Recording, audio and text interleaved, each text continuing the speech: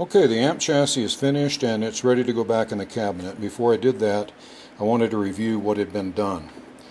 First off, the three resistors in the power supply had been subjected to such heat that you couldn't even tell what color the bands were.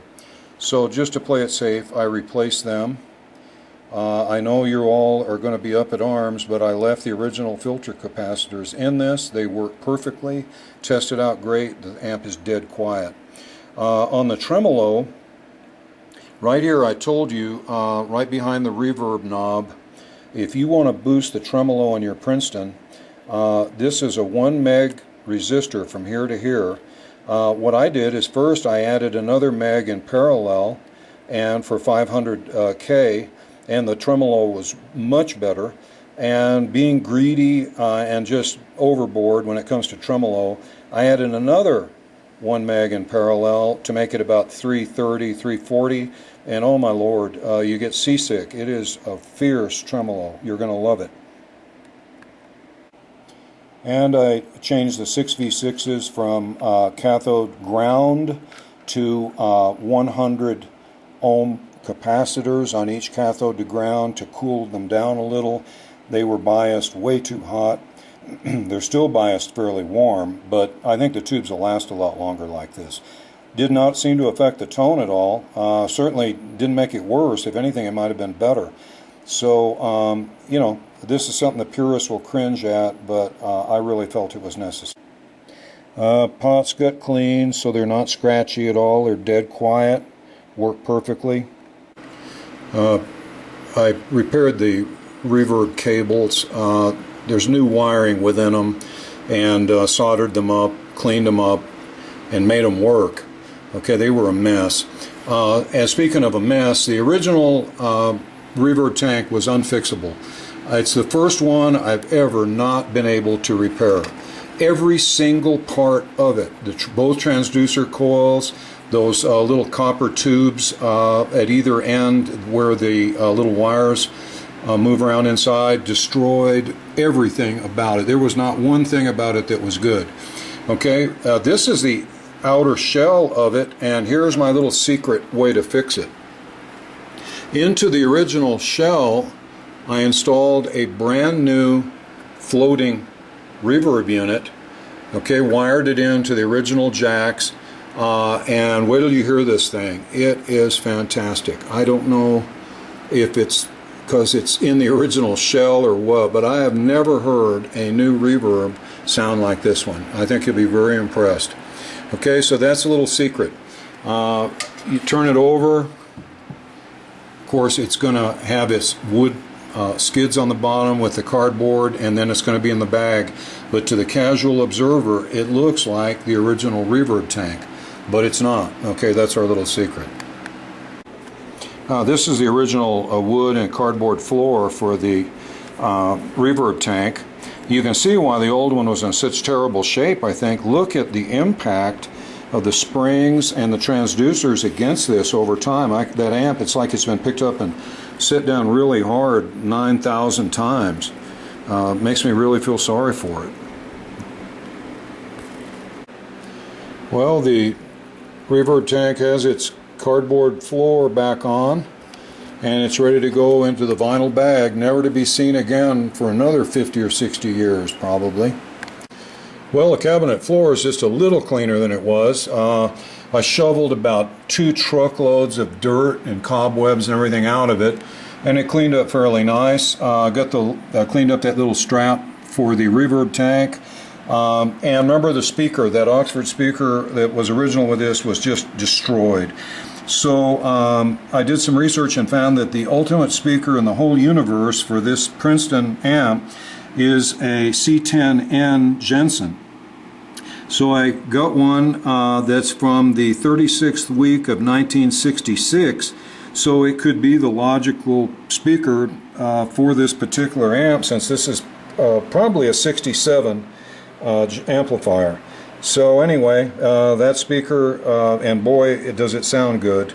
All original cone and everything. Okay, so looks like things are starting to go back together. Okay, here's the rear view of the chassis in place, installed in the cabinet. I'm still missing one tube shield, but other than that, the control plate, I used car wax and waxed it up. It came out real nice. And tube shield's cleaned up fairly well. So there it is. There's that Jensen speaker. Let's take a look at the front. Okay, here's the front view with the amp in the cabinet, and you see the control panel cleaned up pretty nicely. I used car wax again and cleaned the knobs, used a toothbrush, and tried to make it look as nice as I could. I touched up, tried to conceal that key scratch down the front, but of course that's virtually impossible. The Fender emblem is looking pretty nice, and the original grill cloth, it's a little dull, but I think it would be anyway, even if it hadn't been painted flat black. Okay, so new rubber covering for the handle, polished up the little plates for the amp screws, and just tried to make it look real presentable without being too shiny and looking like anything was reproduction. The cabinet cleaned up really nicely. It was filthy.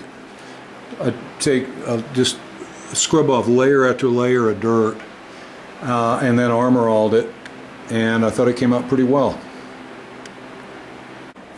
Well, there's the reverb tank and its black vinyl bag, nice and shiny and clean with its Fender embossed strap. Shielded cables coming up and plugged into the amplifier. I guess all we need now is the upper and lower back doors. Well, here it is with the back doors in place. I would say it's finished. You have to test it out, but all in all, I think it looks a little better than it did when I first got it. A lot cleaner. Well, here's the finished product with the grill cloth rescued from the flat black paint, the Fender emblem brought back from the dead, panel nice and shiny,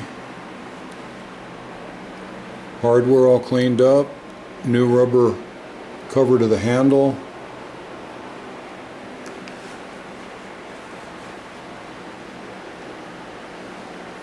Cabinet cleaned up pretty well.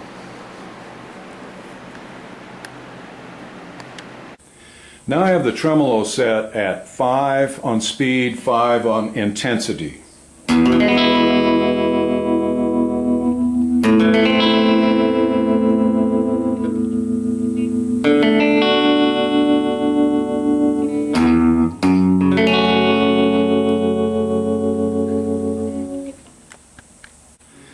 Now I'm going to crank the intensity up to 8.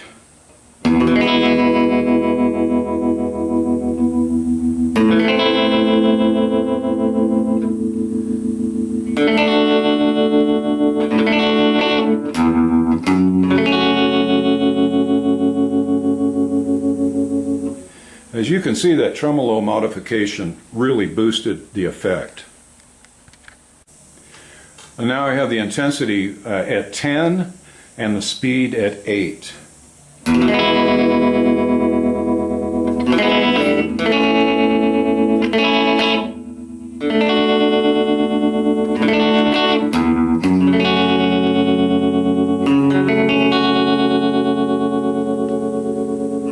It's about all the tremolo you're ever going to need. Okay, now we'll try the reverb at 5.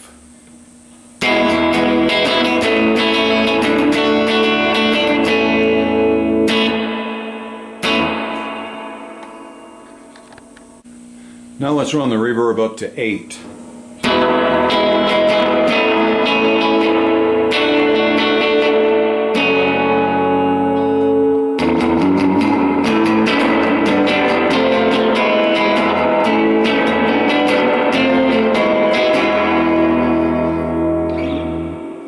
I think that's about all the reverb you're ever going to need too. Okay, now we've got the volume at 4, treble and bass both at 5.